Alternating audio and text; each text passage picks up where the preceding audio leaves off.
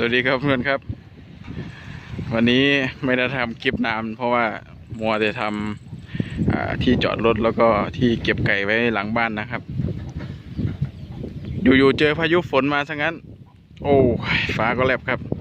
ดูสิครับความหายนะมาบังเกิดแล้วยังมุงหลังคาไม่เสร็จเลยลมมาก่อน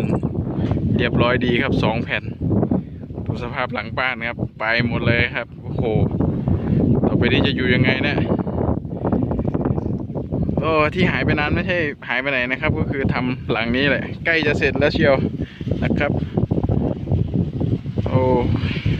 ทำไงต่อครับเนี่ยฝนมาอีกแล้วครับท่านงานเก็บงานแก้งานแก้ไขต่อไปนะครับเจอพายุโอ้ไม่ไหวจริงๆครับยังโชคดีที่มันไปแค่2 แผ่นนะครับโอ้ใจหายนะครับไม่อยากให้เกิดแบบนี้เลยยังไงก็ฝากเป็นกำลังใจให้ด้วยนะครับผมก็แก้ไขกันต่อไปฝนกำลังมาอีกรอบแล้วครับดูบรรยากาศสิครับ